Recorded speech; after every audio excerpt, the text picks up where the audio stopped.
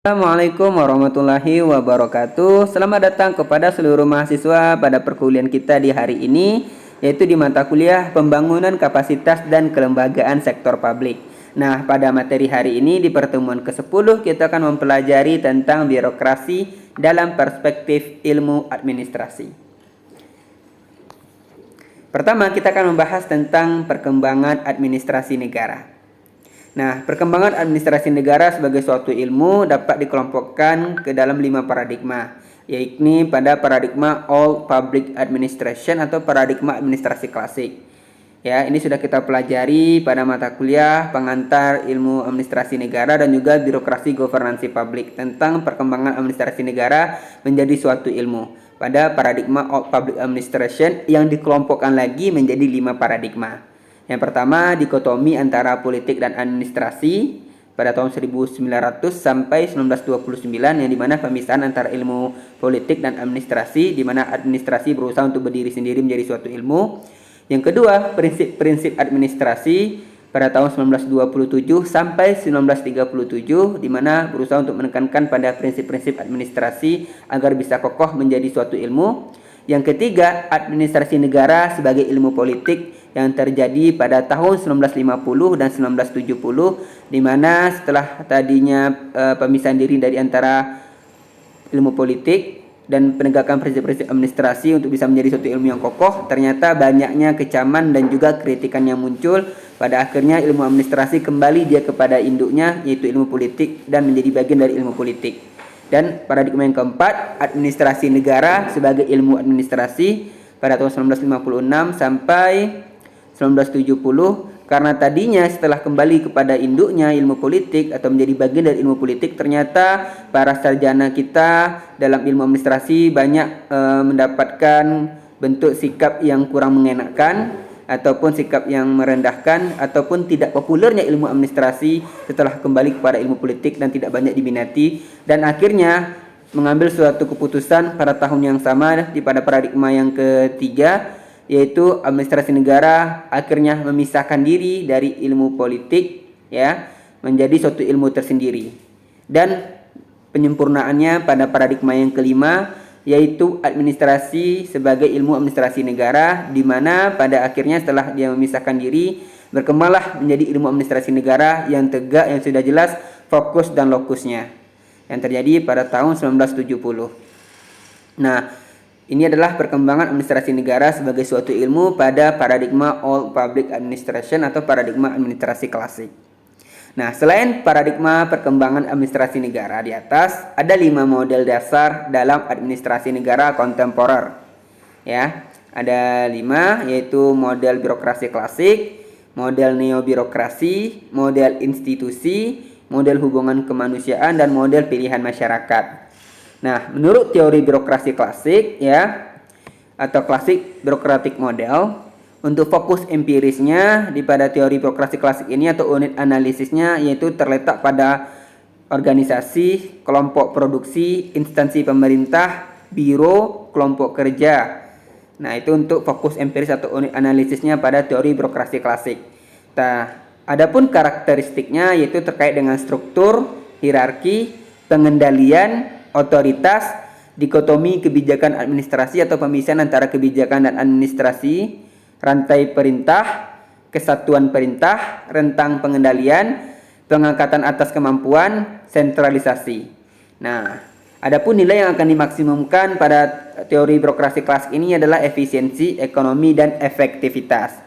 Selanjutnya, teori birokrasi neobirokrasi, ya, yaitu neobirokratik model. Nah, adapun unit analisisnya atau data empiriknya adalah tentang keputusan, sedangkan tata nilai yang ingin dicapai ialah rasionalitas, efisiensi, ekonomi, dan produktivitas. Karakteristiknya untuk teori birokrasi neobirokrasi ini yaitu adalah analisis sistem, kibernetik, dan penelitian terapan. Positivis logis ilmu manajemen. Nah, dengan berdasarkan pada kedua teori di atas, ya, teori dari birokrasi klasik dan neobirokrasi, maka pada dasarnya kedua teori di atas menekankan bahwa tata nilai yang ingin dicapai adalah efisiensi, ekonomi, efektivitas, rasionalitas, dan produktivitas. Dikaitkan dengan ide kelahiran birokrasi menunjukkan kehendak untuk mengorganisir kerja pada orang-orang yang bekerja sama dalam suatu organisasi untuk mencapai tujuan yang efektif. Diadakannya birokrasi adalah untuk mengatasi kesemrautan kerja. Pemahaman kajian secara sistematis tentang birokrasi dipelopori oleh Max Weber. Kemudian, berbeda halnya dengan pendapat Frederickson dan Papasi. Sebagaimana dikemukakan, perkembangan administrasi negara dibagi dalam 6 model. Pertama, birokrasi klasik, kedua birokrasi neoklasik, yang ketiga kelembagaan, empat hubungan kemanusiaan, yang kelima pilihan publik, dan yang keenam administrasi negara baru. Nah, tentu ya para ahli kita itu mengklasifikasikan itu berbeda-beda sesuai dengan pemahaman dan hasil penelitian mereka. Kita masuk kepada teori birokrasi dalam studi administrasi publik. Munculnya teori birokrasi dalam studi administrasi publik dipelopori oleh Max Weber. Konsep ini melihat bahwa birokrasi merupakan ciri dari pola organisasi yang strukturnya dibuat sedemikian rupa sehingga secara maksimal dapat memanfaatkan tenaga ahli. Organisasi harus diatur secara rasional, impersonal, dan bebas dari prasangka.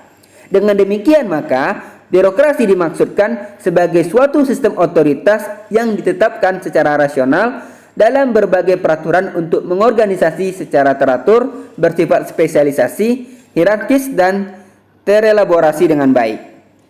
Birokrasi sebagai suatu bentuk organisasi yang amat efisien yang dapat digunakan lebih efektif bagi organisasi yang kompleks sifatnya, dengan makin meningkatnya kebutuhan dari masyarakat modern. Selanjutnya, dikemukakan bahwa untuk mengatasi keunggulan organisasi birokratiknya, dalam hal mana otoritas didasarkan pada otoritas legal atau berdasarkan atas aturan yang bersifat impersonal yang ditetapkan secara legal. Maka Max Weber membandingkannya dengan dua tipe organisasi, yaitu pertama organisasi tradisional. Nah, di sini muncul otoritas tradisional dengan legitimasi dikaitkan pada pola hubungan yang akrab antara penguasa dan anggota. Yang kedua, organisasi karismatik. Di sini muncul otoritas karismatik dalam arti pimpinan tidak dibelenggu oleh aturan-aturan kecuali penghambatan. Nah, dalam membahas konsepsi birokrasi dikenal adanya beberapa karakteristik birokrasi, ya. Yaitu yang pertama, pembagian kerja atas dasar spesialisasi fungsi dan tugas dan masing-masing posisi ditentukan oleh otoritas legal. Yang kedua, adanya hierarki kekuasaan yang jelas. Yang ketiga, didasarkan pada aturan-aturan yang diformulasikan dicatat dalam dokumen tertulis. Yang keempat, hubungan yang terjadi dalam organisasi merupakan hubungan yang bersifat impersonal. Ya, impersonal ini bersifat profesional, tidak ada kaitan antara hubungan pribadi satu sama lain, ya, ataupun seperti hubungan kekerabatan atau hubungan kedekatan dan lainnya, tapi bersifat impersonal, profesional. Yang kelima, kompetensi khusus merupakan kriteria utama dari kedudukan administratif, sehingga keahlian dan karir merupakan landasan promosi dan pemilihan pekerja. Dan yang keenam, aktivitas organisasi menuntun kapasitas pekerja secara penuh. Menyangkut konsep birokrasi, Max Weber mengemukakan karakteristik-karakteristik yang merupakan esensi dari birokrasi atau disebut juga organisasi yang ideal. Yaitu yang pertama, pembagian kerja. Pekerjaan dari setiap orang dipecah-pecah dan sampai ke pekerjaan-pekerjaan yang sederhana, rutin, dan ditetapkan dengan jelas. Yang kedua, hierarki kewenangan yang jelas, yaitu sebuah struktur multi tingkat yang formal dengan posisi hierarki atau jabatan yang memastikan bahwa setiap jabatan yang lebih rendah berada di bawah supervisi dan kontrol dari jabatan yang lebih tinggi. Yang ketiga, formalitas yang tinggi, ketergantungan kepada peraturan dan prosedur yang formal untuk memastikan adanya keseragaman dan untuk mengatur perilaku pemegang pekerjaan. Dan yang keempat, bersifat tidak pribadi atau impersonal. Sanksi-sanksi diterapkan secara seragam dan tanpa perasaan pribadi untuk menghindari keterlibatan dengan kepribadian individual dan preferensi pribadi para anggota. Kemudian yang kelima, yaitu pengambilan keputusan mengenai penempatan pegawai yang didasarkan atas kemampuan. Ya, Keputusan tentang seleksi dan promosi didasarkan atas kualifikasi teknis, kemampuan, dan prestasi para calon. Dan yang keenam, jejak karir bagi para pegawai. Para anggota diharapkan mengejar karir dalam organisasi. Sebagaimana imbalan atas komitmen terhadap karir tersebut, para pegawai mempunyai masa jabatan. Artinya, mereka akan dipertahankan meskipun kehabisan tenaga atau jika kepadanya tidak terpakai lagi. Dan yang ketujuh, kehidupan organisasi yang dipisahkan dengan jelas dari kehidupan pribadi. Nah, kebutuhan dan minat pribadi dipisahkan sepenuhnya agar keduanya tidak mencampuri sikap impersonal pada aktivitas organisasi yang bersifat rasional. Nah, karakteristik tersebut menggambarkan ideal tipe dari Weber mengenai organisasi yang rasional dan efisien. Maka kita sampai pada topik tentang tipe ideal dari birokrasi. Tujuan-tujuannya jelas dan eksplisit. Posisi diatur dalam suatu hierarki berbentuk piramida dengan wewenang yang makin meningkat waktu bergerak ke atas dalam organisasi. Kewenangan terletak pada posisi, bukan pada orang-orang yang menduduki posisi tersebut. Seleksi para anggota didasarkan atas kualifikasi mereka daripada siapa yang mereka kenal. Nah, persyaratan tentang posisi menentukan siapa yang akan dipekerjakan dan dalam posisi yang mana. Dan prestasi adalah kriteria bagi promosi. Keterikatan terhadap organisasi dimaksimalkan dan konflik kepentingan dihilangkan dengan cara memberikan pekerjaan seumur hidup atau lifetime employment, dan dengan memisahkan peran anggota di luar pekerjaan dari yang diisyaratkan untuk memenuhi tanggung jawab organisasi. Ini menurut tipe ideal birokrasi dari Max Weber. Selain itu, pengertian birokrasi menurut Weber menuntut esensi organisasi yang ideal. Model birokrasi Weber lebih merupakan gambaran yang hipotesis ketimbang yang sebenarnya tentang kebanyakan organisasi. Birokrasi yang ideal adalah perwujudan tertinggi rasionalitas. Tipe birokrasi mesin cenderung mengabaikan variabel rasa dalam penyelenggaraan administrasi. Atribut-atribut birokrasi Max Weber mengklasifikasikan apa yang disebut dengan birokrasi ideal dengan elemen-elemen antara lain. Yang pertama ada spesialisasi yurisdiksi, jabatan-jabatan, tugas-tugas, pembagian kerja, dan kewenangan yang mengacu pada tujuan organisasi. Yang kedua ada hierarki kewenangan untuk mengkoordinasikan kegiatan-kegiatan dan jabatan-jabatan tertentu yang terintegrasi dengan kewenangan yurisdiksinya. Dalam banyak rancangan birokrasi yang sangat rasional, organisasi birokrasi tersebut biasanya dikepalai oleh seorang pemimpin yang berwenang. Yang ketiga, struktur karir di mana para karyawan birokrasi bekerja diatur melalui berbagai spesialisasi dan kepangkatan. Dan yang keempat, umumnya struktur birokrasi itu bersifat permanen. Perubahannya hanya terjadi karena hal-hal yang signifikan. Dan yang kelima, umumnya organisasi birokrasi itu relatif selalu besar. Nah, penerapan teori birokrasi dalam organisasi tetap mendapatkan kritikan. Kritikan yang dilancarkan terhadap birokrasi disebabkan oleh hal-hal berikut. Yang pertama, terdapatnya kegagalan menentukan wewenang dan tanggung jawab secara terbuka. Kemudian, peraturan-peraturan yang bersifat rutin dan kaku, kebodohan para pegawai, gerak pegawai yang lambat, proses dan prosedur yang berbelit-belit, pemborosan sumber daya. Tentu saja masalah-masalah ini banyak ditemukan dalam birokrasi. Tetapi sebenarnya semua ini bukan yang dimaksud dengan birokrasi. Hal-hal tersebut lebih tepat dianggap sebagai disfungsi birokrasi. Betapapun birokrasi merupakan suatu metode organisasi yang merupakan kebutuhan pokok bagi peradaban modern. Nah, untuk mengatasi kesemrautan pemahaman tentang birokrasi, Albrow menyusun pemahaman birokrasi sebagai konsep modern secara sistematik, yaitu pertama, birokrasi sebagai organisasi rasional, sebagai suatu mekanisme pengorganisasian yang memaksimumkan efisiensi, netralitas, mengacu pada aspek-aspek administratif dalam organisasi yang besar dan kompleks. Kuat bercirikan semangat tipe ideal Weber. Yang kedua, birokrasi sebagai inefisiensi organisasi. Manifestasi kelembagaan yang cenderung ke arah kekakuan dan depersonalisasi. Gejala-gejala birokrasi meliputi kurangnya inisiatif, penundaan atau lamban, berkembangnya formulir, departementasi, dan sulit memperbaiki dengan cara belajar dari kesalahan. Yang ketiga, birokrasi sebagai kekuasaan yang dijalankan oleh pejabat.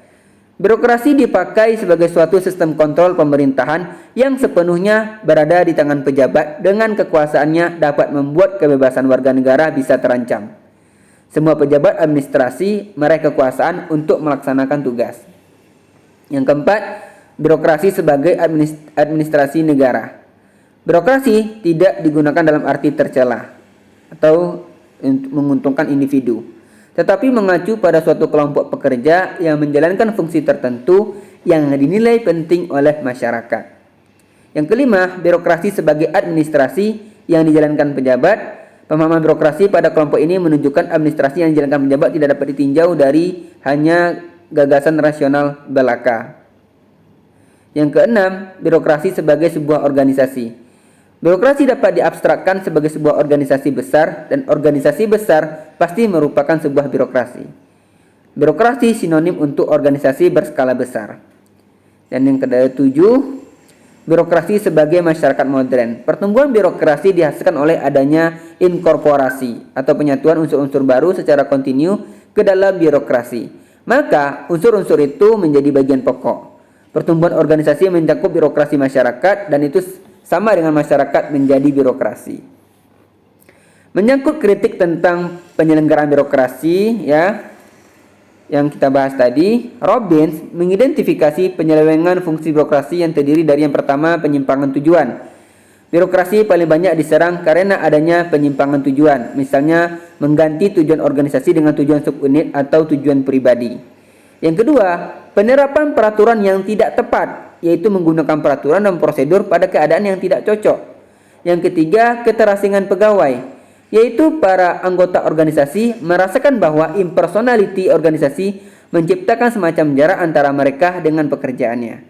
Yang keempat, konsentrasi kekuasaan. Maksudnya adalah terjadinya konsentrasi kekuasaan pada eksekutif senior pada birokrasi telah dijadikan sasaran oleh beberapa orang. Dan yang kelima, frustasi dari yang bukan anggota, yaitu demi efisiensi, birokrasi mungkin dapat membuat beberapa orang anggotanya merasa frustasi. Hicks dan Goulet memaparkan penyelewengan fungsi birokrasi. Nah, ini menurut Hicks dan Goulet. Yang pertama, rigiditas, yaitu kritik birokrasi terhadap peraturan karena sifat birokrasi yang statis dan kaku. Yang kedua, impersonalitas, karena penekanannya tata tertib membuat birokrasi disebut sebagai model organisasi yang steril. Maksudnya, birokrasi mengabaikan orang-orang sebagai unsur yang utama dalam suatu organisasi. Yang ketiga, pengalihan tujuan. Sejalan dengan perubahan, acap kali program yang diimplementasikan ternyata kalah cepat dengan perubahan. Saat implementasi program diberlakukan, saat itu telah terjadi perubahan tuntutan publik. Yang keempat, pembatasan kategorisasi atau penggolongan. Untuk menjamin manfaat pengkoordinasian dan spesialisasi dilaksanakan penggolongan yang tegas. Namun di pihak lain, penggolongan dapat menimbulkan birokratis, prosedur yang lamban, dan masalah koordinasi. Yang kelima, mempertahankan dan pembentukan kemutlakan sendiri.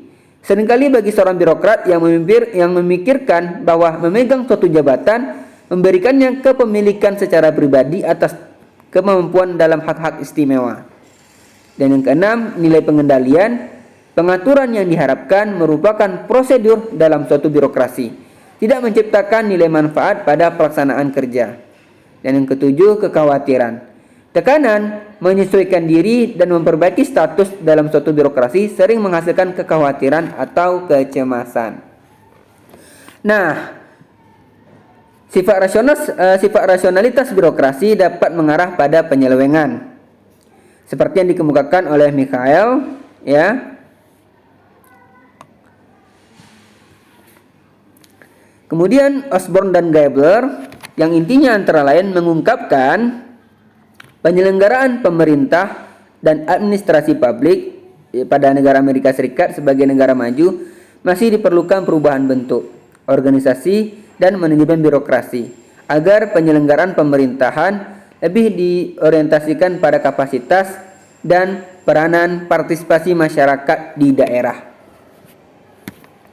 Weber menemukan 3 tipe ideal dari kewenangan atau otorita, yakni otorita tradisional seperti kewenangan kepala suku, otorita karismatik, ya, daya tarik seorang pemimpin yang luar biasa, dan otoritas legal atau rasional. Ketiga kewenangan atau otoritas tersebut kita jelaskan. Yang pertama, otorita tradisional. Otorita tradisional meletakkan dasar-dasar legitimasi pada pola pengawasan. Legitimasi sangat dikaitkan dengan kewajiban penduduk untuk menuangkan loyalitas pribadinya kepada siapa yang menjadi kepalanya. Para pemegang otorita merasa takut untuk merenggangkan cara pengerjaan tradisional karena perubahan yang berikutnya akan menggerogoti sumber-sumber legitimasinya. Jika penguasa tradisional meninggalkan nilai-nilai lama, misalnya sebagai penengah, maka kepribadiannya boleh jadi telah luntur. Tetapi setiap pengganti atau penguasa yang baru selalu akan dipilih melalui cara tradisional, sehingga dengan demikian sistem otorita akan tetap berlanjut. Yang kedua, otorita karismatik. Otorita ini dimungkinkan timbul karena penghambaan seseorang kepada individu yang memiliki hal-hal tidak biasa. Individu yang dipatuhi itu misalnya mempunyai sikap heroik, ciri, dan sifat-sifat pribadi lainnya yang amat menonjol. Kedudukan seorang pemimpin karismatik tidaklah diancam oleh kriteria-kriteria tradisional. Penguasa ini dan segala komandonya selalu dipatuhi oleh para pengikutnya yang dipandang dapat memimpinnya ke arah pencapaian tujuan-tujuan. Para pengikut mematuhinya karena penghambaan diri, bukan karena hukum yang memaksanya untuk patuh. Dan yang ketiga, otorita legal rasional. Otorita ini didasarkan pada aturan yang bersifat tidak pribadi, impersonal, yang ditetapkan secara legal, ya. Kesetiaan atau kepatuhan adalah manakala seseorang melaksanakan otorita kantornya hanya dengan legalitas formal dari pemimpinnya dan hanya dalam jangkauan otorita kantornya. Otorita legal rasional didasarkan pada aturan-aturan yang pasti. Aturan secara rasional telah dikembangkan oleh masyarakat. Intisari dari otorita legal rasional adalah birokrasi. Jantung dari birokrasi adalah sistem hubungan otorita yang dirumuskan secara rasional oleh aturan-aturan. Selanjutnya, Weber menetapkan 6 prinsip bagi sistem-sistem birokrasi modern yang berasal dari gagasan kewenangan rasional atau legal, yang terdiri dari yang pertama, prinsip mengenai bidang-bidang jurisdiksi yang resmi dan tetap. Pada umumnya ditata dengan aturan-aturan, yaitu dengan hukum atau peraturan-peraturan administratif. Yang kedua, prinsip-prinsip mengenai hierarki jabatan dan mengenai tingkat-tingkat kewenangan yang bertingkat. Berarti suatu sistem superordinasi dan subordinasi yang ditata secara sungguh-sungguh. Itu ada suatu pengawasan jabatan-jabatan yang lebih rendah oleh jabatan-jabatan yang lebih tinggi. Yang ketiga, manajemen kantor modern didasarkan pada dokumen-dokumen tertulis atau file-file yang disimpan. Pada umumnya, birokrasi memisahkan aktivitas pejabat sebagai sesuatu yang berbeda dari lingkungan kehidupan pribadi. Uang-uang dan perlengkapan negara dipisahkan dari kepemilikan pribadi pejabat. Yang keempat, manajemen kantor. Setidaknya semua manajemen kantor yang dispesialisasikan dan manajemen yang demikian secara jelas modern biasanya mensyaratkan pelatihan ahli dan menyeluruh. Yang kelima, ketika jabatan sepenuhnya maju, aktivitas jabatan meminta kapasitas bekerja yang penuh dari pejabat. Pada awalnya dalam semua hal, keadaan normal di balik bisnis pejabat diturunkan sebagai aktivitas sekunder. Yang keenam, manajemen kantor mengikuti aturan-aturan umum yang lebih atau kurang stabil, lebih atau kurang melelahkan, dan yang bisa dipelajari. Pengetahuan mengenai aturan-aturan ini menyiratkan suatu pembelajaran teknis spesial yang para pejabat punyai. Pembelajaran tersebut melibatkan jurisprudensi atau manajemen bisnis atau administratif. Nah, itu dia materi kita pada hari ini ya, tentang birokrasi dalam pemahaman ilmu administrasi publik ya. Nah, kepada mahasiswa saya harapkan bisa mencari juga sumber-sumber referensi lain tentang bagaimana sih birokrasi dalam perspektif ilmu administrasi itu, perkembangan birokrasi dalam ilmu administrasi ya. Saya cari di buku maupun artikel jurnal lainnya. Baiklah, terima kasih atas waktunya. Semoga bermanfaat. Saya akhiri. Assalamualaikum warahmatullahi wabarakatuh.